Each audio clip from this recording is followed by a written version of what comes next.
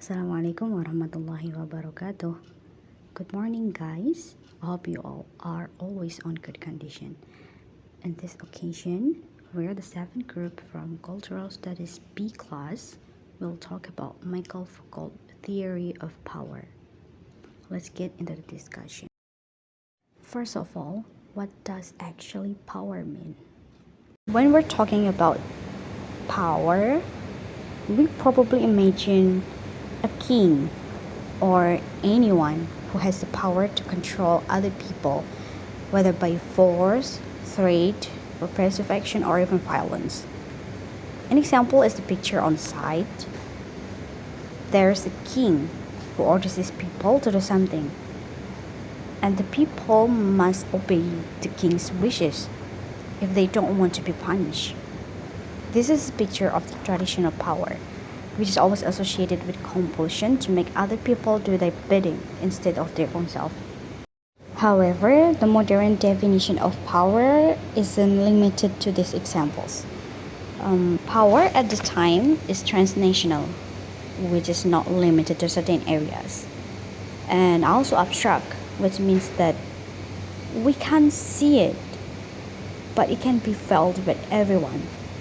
Or we can say that power is invisible, but people still can feel it. And also, power is subjective. The old power concept is forcing people to do what they don't want to do, while the new concept, on the other hand, makes people to do what they have to do. It turns people automatically by their own will do what the society wishes them to do. For example, a big belly and the concept of an ideal woman. Basically, there's nothing wrong with having a big belly, but many of these women feel insecure because they feel that they don't meet the ideal type of woman who must be wide, slim, and so on. And they are working very hard to be a slim woman or so on. And this phenomenon shows that the woman has been controlled by the discourse on the image of the ideal woman. Another example of how power works is advertisement. The advertisement contains a scene of a man who is suddenly idolized by beautiful women after using a ginger scent perfume, for example. After watching the advertisement, many men bought this type of perfume in hopes of attracting beautiful women. And this shows that man has been controlled by the image created by the advertisement. Therefore, Foucault said that power is everywhere. In which there is relation, there's also a power. Detailed information will be explained after this. Okay, now I would like to explain about Foucault's theory. The first one is about short profile of Michel Foucault. Paul Michel Foucault, or better known as Michel Foucault, was a French historian and philosopher. He is associated with the structuralist and post-structuralist movements. Foucault had interest in philosophy since he studied at École Normale Supérieure. He has not only had strong influence in philosophy, but also in a wide range of humanistic and social scientific disciplines, such as history of ideas, epistemology, historical epistemology, ethics, and so on. Foucault was born in Poitiers, France on October 15, 1926. Some of his major works are Madness and Civilization in 1961, The Birth of the Clinic 1963, The Order of Things in 1966, Discipline and Punish 1975, and The History of Sexuality in 1976. Foucault was died in Paris, France on June 25, 1884, in age 57. And the next one is about subjectivity. Power relations can be referred as fundamental to social relations. It led him into his thoughts about subjectivity. According to Matthias K. Sorensen, subjectivity is the way we relate to ourselves and the way we are with people and things around us and mirror ourselves in them. So, it can be explained that subjectivity is a fact that the subject has a personal perceptions, beliefs, and feelings. In this case, subject mean humans. Foucault stated that subjectivity comes from a subject itself. This subject is related to power. Power can create a subject. Foucault describes power through the objectification, which had the ability to turn individuals into subjects, namely, first, modes of inquiry that attempt take on the status of science, like the analysis of economics and wealth through the measurements and examination and objectification of the productive subject, and the objectification of the fact of a person's being alive in the study of natural history. Second, modus of objectifying through dividing practice, whether that be dividing the subject from others or dividing the subject internally, like the good and the bad, the sick and the healthy, and the rich and the poor.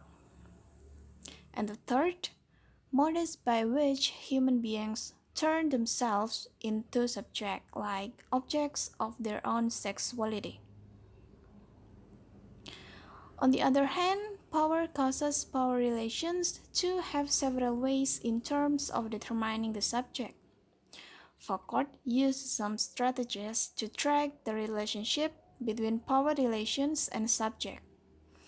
Finally, he found several features after examining them. First, they can be found anywhere in the world, under any government. Second, their aim is to put effect to power. For example, the way medicine have uncontrolled power over the lives of its subject. The third, the struggle is against an immediate enemy with an immediate solution. And fourth, struggles are against the government of individualization, asserting the right for humans to be different but fighting the separation of the individualization of the individual. Fifth, they are opposed to the effects of power through the use of abuse of knowledge, competence, and secrecy. In other words, they are a fight against the privilege of knowledge. What is questioned is the way in which knowledge circulates and functions in relation to power. And the last one is their struggles revolve around the questions, who are we?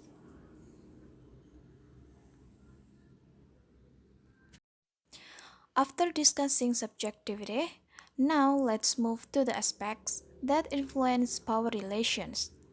Some of them are: first, formative power relations. This aspect relates to the differences in ability. Second, language power relations. This aspect relates to the language differences. Third, social power relations. This aspect relates to the status differences in social life, such as leaders and followers, chairmen and members. Fourth, economic power relations. This aspect relates to the economic capabilities of people. Fifth, aesthetic power relations. This aspect relates to the power of aesthetics and fashion that gives people status more than others. Sixth, juridical power relations. This aspect relates to the politics, legal power, and enforcement power. And the last one, ethical power relations. This aspect relates to the self-giving nature. Foucault said that power relations which exist in social relations, as above, are now increasingly influenced and are constantly under state control. This is why Foucault called the model of power relations with governmentality because power relations are indeed increasingly being governmentalized. Now we will come to the first kind of power according to Foucault, sovereign power. Sovereign power is a kind of power which used based on the law and authority. And sovereign power used to organize the citizens and also its resources. The legal system and the discourse of right in Western are used to connect the absolute power in the sovereign office. Then it's developed to limit the legitimacy of sovereign power. In sovereign power, control process of citizens were organized by the state. Why? Because state is considered having the right to do and operate that. Then, the punishment that applied in sovereign power when there is law infringement was excessively violent, ritualistic, public, and also spectacular. And this punishment will be correlated by the type of corporal effect, quality, intensity, duration of pain with the gravity of the crime, the person of the criminal, and the rank of his victims. Discipline or disciplinary power. Disciplinary power, defined neither with an institution nor with an apparatus, it is a type of power, a modality for its exercise, comprising a whole set of instruments, techniques, procedures, levels of application, targets, aims to discipline produced social bodies. Disciplinary power is a power technology that is exercised to discipline the body and make it an obedient and useful body. The power of this model, according to Foucault, can be effective in closed institutions such as prisons, mental hospitals, or rehabilitation centers, and in educational institutions or schools. The power of this model is essentially trying to create a situation in which the individual body can internalize submission and make it appear as a normal state. The instruments through which disciplinary power achieves its hold are hierarchical observation, normalizing judgment, and the examination. The first one is hierarchical observation. The concept of hierarchical observation signifies the connection between visibility and power, that an apparatus designed for observation induces effects of power and that a means of coercion makes two subjects to it potentially visible. The exercise of discipline presupposes a mechanism that coerces by means of observation, an apparatus in which the techniques that make it possible to see induce effects of power, and which conversely the means of coercion make those on whom they are applied clearly visible. The second one is normalizing judgment. Foucault has argued that at the heart of a disciplinary system of power there lies an infrapenalty or an extralegal penalty which is exercised over a mass of behaviors. Discipline not only operates through punishment, but in addition through gratification with rewards and privileges for good conduct and practice, and punishments and penance for bad behavior. The disciplines establish an infrapenalty. They partition an area that the law had left empty. They define and represent a mass of behavior that the relative indifference of the great system of punishment had allowed to escape. Punishment in a regime of disciplinary power has as its object not expiation or repression but normalization, and along with surveillance or hierarchical observation, it emerged from the classical age as one of the foremost instruments of the exercise of power. And next is the examination. The examination combines the techniques of an observing hierarchy and those of a normalizing judgment. It is a normalizing gaze, a surveillance that makes it possible to qualify, to classify, and to punish. The examination introduced a whole mechanism that linked to a certain type of the information of knowledge, a certain form of the exercise of power. The first one is the examination transformed the economy of visibility into the exercise of power. Traditionally, power was what seen, what was shown, and what was manifest, and paradoxically found the principle of its force in the movement by which it deployed that force. Hitherto, the role of the political ceremony had been to give rise to exertive yet regulate manifestation of power. It was a spectacular expression of potency and expenditure exchanged and code. The second is the examination also introduced individuality into the field of documentation. The examination left behind it a whole meticulous archive constituted in terms of bodies and days. The examination that placed individuals in a field of surveillance also situates them in a network of writing. It engages them in a whole maze of documents that capture and fix them. The procedures of examination were accompanied at the same time by a system of intense registration and of documentary accumulation. On many points, it was modeled on the traditional methods of administrative documentation to fit particular techniques and important innovation. And the third is the examination surrounded by all its documentary techniques makes each individual a case. A case which at one on the same time constitutes an object for a branch of knowledge and a halt for a branch of power. The case is no longer, as in causative or jurisprudence, it's a set of circumstances defining an act and capable of modifying the application of the rule.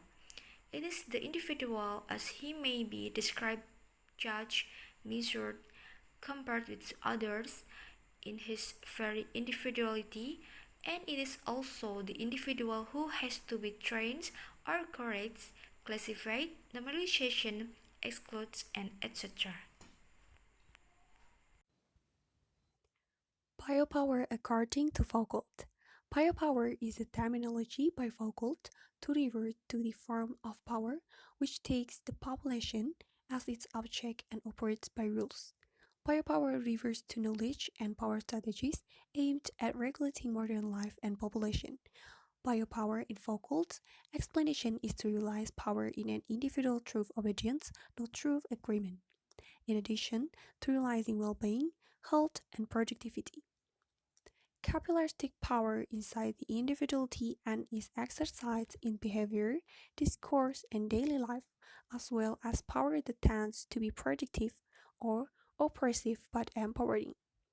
An example of this idea is the existence of a school, where pupils are forced to write, learn knowledge, which by the practice of reading and writing then perpetuates oppressive power, but at the same time empowered by reading and writing. The concepts. The concept of biopower designates a plane of actuality that must include, at a minimum, the following elements. One or more true discourse about the vital character of living human beings, and an array of an authorities considered competent to speak the truth. Second, strategies for intervention upon collective existence in the name of life and health, initially addressed to population that might or might not be territorialized upon the nation, society, or pre-given communities, but may also be specified in terms of emergent biosocial collectivities, sometimes specified in terms of categories of race, ethnicity, gender, a religion as in the emerging forms of genetic or biological citizenships. Third, modes of subjectification, through which individuals are proved to work or themselves under certain forms of authority in relation to the discourse by means of practice of the self, in the name of their own life or health, that of their family or some other collectivity, or indeed in the name of the life or health of the population as a whole.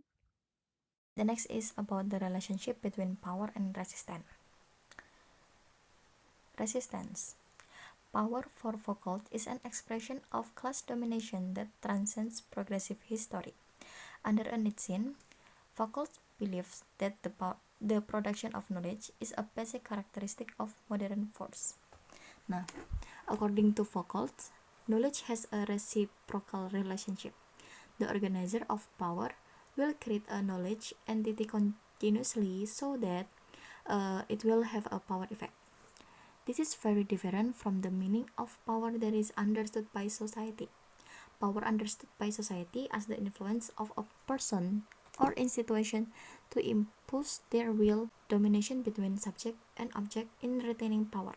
For the example, state power to society or king to people. However, Foucault examines more power in individuals or subject in the smallest scope. According to him, this power spreads without being allocated and permeates all social relations. Power operates and is not owned by individuals in relations of knowledge, science, and institutions. He argues that power and knowledge are mutually exclusive. There is no relation of power without a correlative constitution of the file of knowledge which does not presuppose and is at the same time a power relationship. Next slide.